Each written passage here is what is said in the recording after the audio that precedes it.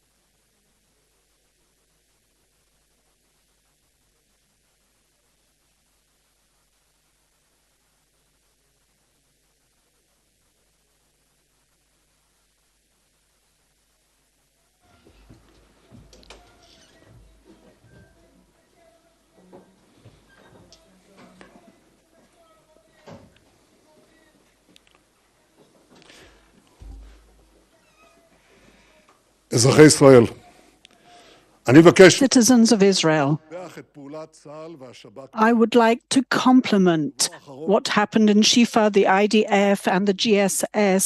They worked in a paragon manner. It has turned into the main headquarters of the Hadas. Our surprising attack was done in a surgical, precise manner. They killed over 200 terrorists, some of them senior commanders, and other additional ones surrendered.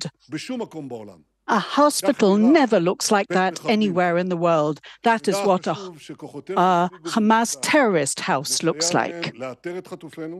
They are now being helped. We are being helped to actually try and locate our hostages, so we will continue with operations in the Gaza Strip, Lebanon, and in more distant places. We have also confirmed the IDF maneuvers in Rafah, and we will continue giving humanitarian aid. It is a correct thing to do from an operative point of view, but also from an international point of view. It'll take time, but we will do so. We will go in and we will eradicate all the terrorists because we cannot do it. There is no victory without doing it. It is a basic issue in what we have planned to do. Part of that war.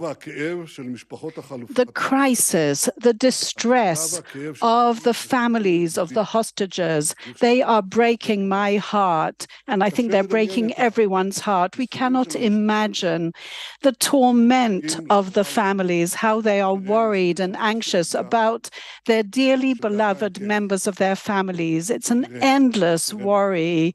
They are our dearly beloved, all of them, the hostages. Nitzana, and others who came back have given horrendous stories about the terrible, the mutilation and the sexual offense. All the organizations of the women around the world have remained silent. It's a silence that cries out to the sky. I have met with the hostages' families, with my wife Sarah again, and we sent a letter to the Qatar's emir's mother, and we're waiting for her response. We sent her a letter, and I can understand the hostages' families to bring all the hostages back. And of course, we're partner to all this. We will bring them home. And as the Prime Minister of Israel, I will do everything possible to bring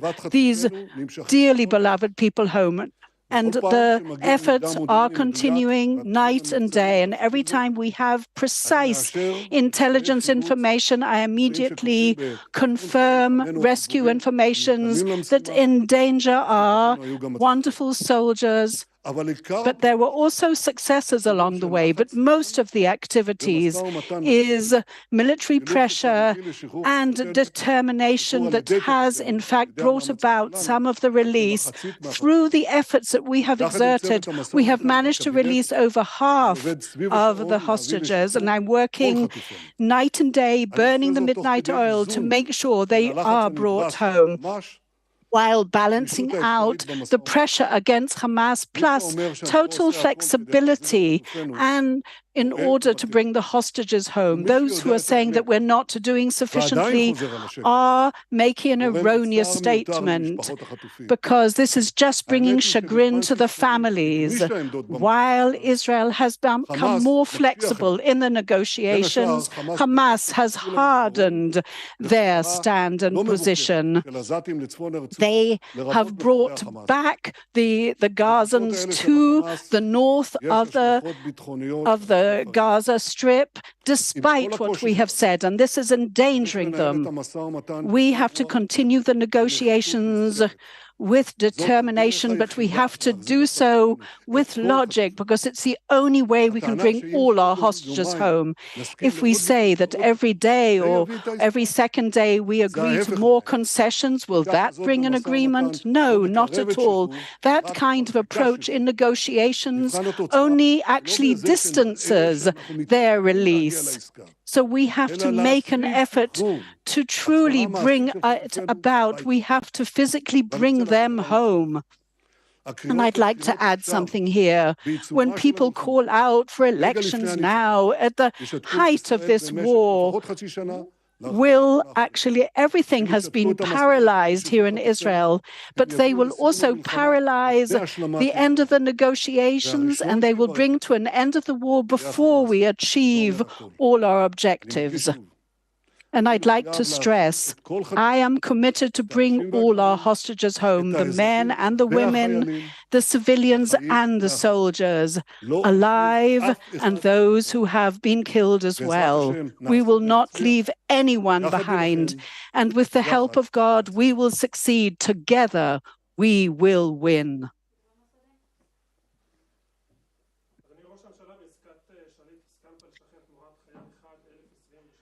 Mr. Prime Minister, in the Shalit negotiations and his release, you agreed to release prisoners. And now,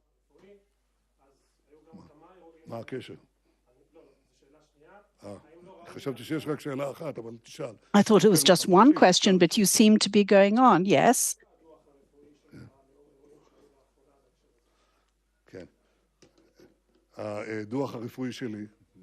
My medical report, I will touch upon that immediately. It is, of course, well known. Everyone has been talking about it, and the rumors have been, they said, once my wife had an appendicitis, suddenly they said that she was in some kind of recovery. When I had a flu, they said that I was in Ma'aneh Yeshua, which is the name of a hospital. What a lie. I would like to thank everyone who is so worried about my health. I'd like to thank them for that, but I promise you that I will also undergo this treatment successfully and I will be back very soon. Okay, could you repeat your question now? As I said, there are operational ramifications that are very important. And it's not only a question that I've been asking, but the Chief of General Staff and the Minister of Defense has asked. I won't go into all the details of all our considerations about the various transactions and the deal, but I want to succeed in the negotiations. I don't want to look as if I'm succeeding. That is what we did when we brought back half of the hostages, which we have done up to now. If we have brought back half of those hostages, we have to have a very deeply considered negotiations. I mean, some of them are delusional, some of the actual requests and the conditions that the Hamas have given. We are running a negotiation. We have to be very determined, and you have to do so in a very deeply considered manner. Mr. Prime Minister, we heard this evening and for weeks you were talking about going into Rafah. But at the moment you are still hesitating. Could you please explain what is causing this delay? Is it because of the American pressure? Is it because of the Ramadan? Oh, you said only, how many questions have you got? Okay, all right, an additional question with your permission. Over the last weeks, everyone is against us, the entire world. Is that preventing us to carry on? Okay. Each of those claims that you actually mentioned and specified and the reasons that you brought here for the delay going into Rafah are not truthful whatsoever. Yes, we're working in Shifa, in Khan Yunis, and it's not the American pressure either, because we've been working in the Shifa hospital. But you need preparations. I won't detail what they are. And we have already approved the military steps that are going to be taken. And we're now working in order to start. We're working on the humanitarian aid and the evacuation of the civilians from Gaza and from Rafah. And when that is done, it won't take long. And by the way, nothing will stop us once we do that, not American pressure and nothing else. Because if we do not destroy those battalions of the Hamas there, we cannot actually win, because otherwise it is an existential threat against the state of Israel. We have to do that. So the decision was made at the UN Security Council. I thought it was a miserable decision, because for the first time they disconnected between a ceasefire and the release of the hostages. And I thought that this should be a very clear message to the world. But we will overcome all these pressures that are being wielded against us. We will do what we need to do. And just as I said to President Biden, we will destroy those brigades and battalions of the Hamas.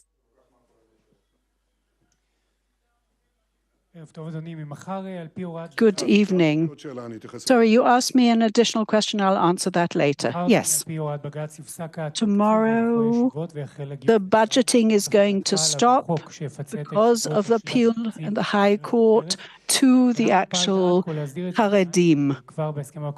Now, already in the coalition agreement that was signed in December, you said that they have to somehow overcome those specific decisions that were made about the budgeting for the yeshivot, for the yeshivas.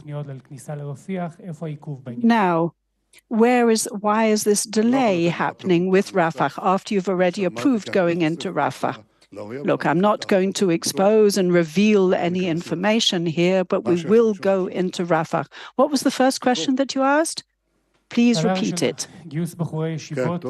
You're talking about the actual drafting of the Haredi Yeshiva students. we actually allocated time for ourselves, which was 6 months, that we thought that within this period of time we would actually pass that law. But as you know, on the 7th of October, the massacre took place and then the war. So we've only had 3 months that we need to do the work in. There has been progress, very significant progress, and I'm very happy to say that the appellate court has actually enabled me an extension of time to actually fill out everything that I need to do and carry it out and complete it. They haven't all agreed to everything, but there is a total wish to really complete things and reach an agreement. And I believe we can solve all these problems. But it's very difficult to do so at the height of fighting and war. Mr. Prime Minister, following the previous question, vis-à-vis the whole crisis, vis-à-vis the law of the drafting of the religious, do you feel that, yes, it is compulsory for the religious to take part and to be drafted and to participate in this effort? Yes, we would like to promote equality. There is a way to do it. One cannot do it with hammers and by force, and we know what happens when you do that. It didn't bring about any drafting and any mobilization of the Haredim. One cannot do it by force. We have to promote that equality, but it has to be done in good spirit, and I believe that we will be able to reach, perhaps not across-the-board agreement, but I do believe that there will be agreement on this. Mr. Prime Minister, do you intend to send that Dermer and others will go out on the delegation to the United States? Well, first of all, I have not approved the delegation traveling. They actually approached us and asked us to come over. Why and what was wrong? I'm not going to go into all that. But in the UN Security Council, there was not one agreement that connected between a ceasefire and the release of all our hostages. We heard various rumors before that, and we said, do not do that. It will really convey a terribly severe and erroneous message to Hamas if you do not connect between that and the freeing of our hostages. And if so, if you do that, and the Americans did actually abstain, then of course I said that I would stop our delegation from going. We will find a way, though, to mediate and find a way of doing that. But I felt it was imperative to send this important message to the entire international arena. It has to be connected. If you're talking about the Miron report, the catastrophe that took place on Mount Miron, that brought about the death of 45 people a few years back, would you please detail that? The Likud's response to that, and there was a political reaction that was really disgusting on Lapid's part, but I would like to really extend my condolences to all the families, and I said that in the past. This year we also ran that event on Mount Miron, but all the various כדי שאסון מירון לא ישנה. ובאשר למסקנות אישיות, יהיה לי עוד מה להגיד על זה, אבל אני יכול להגיד דבר אחד. ישראל היא מדינה דמוקרטית, ואזרחי ישראל הם שיחליטו בעניין הזה.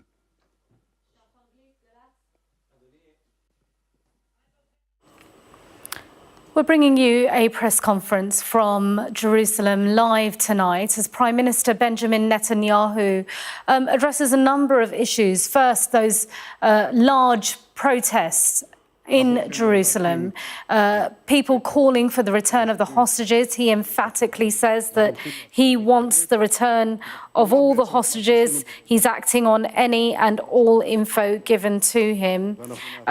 He also said that they have killed what he called 200 terrorists at Al-Shifa hospital. Let's go back to our guest, Reverend Dr. Munter Isaac, who we interrupted for this press conference. Reverend Isaac, we were talking about... אני מחויב להחזיר אותם. כדי להחזיר, כפי שאמרתי עכשיו, זה גם לדאוג להם ביטחונית. קרי, אנחנו את תנאי הביטחון ואת תחושת הביטחון, שתאפשר להם לעשות זאת. אני אומר כל הזמן, אנחנו נדאג לעשות זאת. אני מעדיף שאם הדבר ניתן, שנעשה זאת באמצעים מדיניים, אבל אם לא, נעשה זאת באמצעים אחרים. לגבי לוחות זמנים ותוכניות פעולה, אני מעדיף לא לשתף את האויבים שלנו בזה. כן.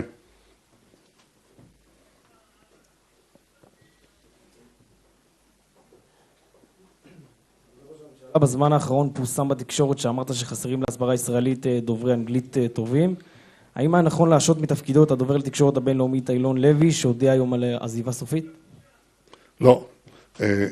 לא יודע אם זה נכון או לא נכון, לא התעסקתי בזה. הוא החליט כפי שהוא החליט.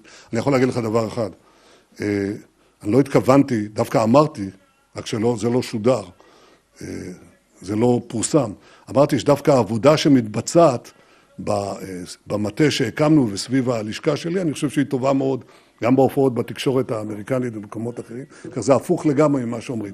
אני התכוונתי לדבר אחד, מול שיטפון עולמי של מיליארד מוסלמים, שחלק גדול מהם פעילים ברשתות ובאמצעים אחרים, חסרים לנו באמת כוחות, זה האמת, אנחנו מעטים מול רבים, זה ברור.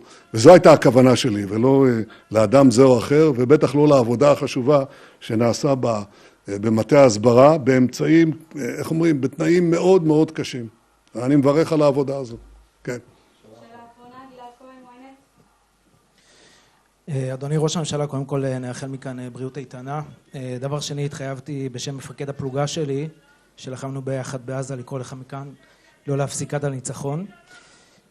לפני כשבוע שמענו את חבר מפלגתך יולי אדלשטיין, שאמר לקרובי חטופים, עופו לי מהעיניים, ואת חברך מהקואליציה, פינדרוס, אומר לקרובי חטופים, יאללה יאללה. לא שמענו שום גינוי מצדך, אם תרצה לנצל את הבמה כאן ולגנות. אני חושב שאלה אמירות לא ראויות, אבל לא שמעתי אותם, אני לא מתייחס לכל הדברים שנאמרים, ואפילו לא לכל הדברים שנאמרים עליי, שאין להם שום קשר למציאות. אבל אני מבקש להשיב לשאלה שנשאלתי קודם לכן. אתה שאלת איך זה שכל העולם נגדנו. אז באמת מה שקרה בחודשים האחרונים, כן, ששכוחים כל כך מהר את הטבח הנורא הזה, וכל העולם מתגודד סביבנו, ויש אנשים שאומרים, כאן וגם בעולם, שמע, אולי יש בזה משהו, אולי אנחנו באמת לא בסדר. ובמה מתמקדת הביקורת? במה מתמקדת הביקורת הבינלאומית, כולל האמריקנית? זה הביקורת שאומרת שמדינת ישראל וצבא ההגנה לישראל לא עושים מספיק כדי לצמצם את מספר הקורבנות האזרחיים. וזה פשוט לא נכון. לא משום שאני אומר את זה, אלא משום שהמומחים הגדולים ביותר בעולם ללוחמה אורבנית, לוחמה בתוך עיר, כמו הגנרל פטראוס או הקולונל ג'ון ספנסר, שאחראי על לוחמה אורבנית, בבד אחד של ארצות הברית, בווסט פוינט, אומרים שאין צבא בעולם שעשה ועושה את מה שצה"ל עושה כדי לצמצם את מספר הקורבנות, והגיע להישגים שאף צבא אחר לא הגיע. אז איך יכול להיות שאנשים טובים בעולם מתגודדים בשעה שלא אמרו מילה, עם ההפגנות האלה שאתם רואים בבירות העולם, איך יכול להיות שהם לא אמרו מילה אחת על המיליונים שנטבחו או נעקרו מבתיהם במלחמת האזרחים בסוריה, או במלחמה הפנימית בתימן או במקומות אחרים, ועל מספר קטן בהרבה. כל אזרח שמת, כל עבודה כזאת היא כמובן טרגדיה, אבל אי אפשר להשוות את זה, מדברים במספרים מזעריים לעומת הטבח של מיליונים. איך יכול להיות שהם לא אומרים? איך יכול להיות שמאמינים את הדברים הרעים ביותר, רצח עם, הטענות האלה שמושמעות נגד מדינת ישראל. אז אני יכול להגיד לך שאני שאלתי את השאלה הזאת את אבי, שהיה מלומד עולמי, היסטוריון בעל שם עולמי, שעסק לא מעט בשאלת האנטישמיות. ואני שאלתי אותו, איך יכול להיות שהם האמינו בזמן העתיק, כן, 500 שנה לפני הנצרות, האמינו בדברים איומים על היהודים, בימי הביניים הם האמינו שאנחנו אופים מצות עם דם של ילדים, של תינוקות נוצריים, ובזמן החדש מה שהנאצים הפיצו. איך יכול להיות שהאמינו לזה? מיליונים ברחבי העולם. אמרתי לו, זה בוודאי בורות, נכון? אתה יודע מה הוא השיב לי? הוא אמר לי, זה גם בורות, אבל זה לא רק בורות. משום שאי אפשר להסביר את זה בבורות, כשפילוסוף צרפתי ענק, כמו וולטר, האמין להאשמות אנטישמיות, או סופר ענק, רוסי, כמו דוסטויבסקי, האמין לשקרים האנטישמיים. יש פה וירוס שמלווה אותנו עכשיו אלפי שנים, וירוס של אנטישמיות, שלובש צורה, פושט צורה, לובש שוב צורה, והשאלה היא, מה אנחנו עושים? מה עושים מול זה? יש שני דברים שאנחנו עושים מול זה. קודם כל, הקמנו מדינה כדי שתהיה לנו את היכולת הפיזית להילחם במבקשי נפשנו. והדבר השני, אנחנו גם צריכים, בכל דרך, להדוף את ההתקפות האלה. ואם לא נעמוד יחד ונעדוף את ההתקפות האלה, אף אחד לא יעדוף אותם בשבילנו. ולכן אני חושב שאנחנו צריכים להתאחד גם במעשה ההגנה הפיזית וגם במעשה ההגנה המוסרית נגד המאשימים ולהאשים אותם, את השקר, את הצביעות, את הכזב. זה, הייתי אומר, המשימה של הלחימה באנטישמיות בדורנו. אני מאוד מודה לכם. לילה טוב.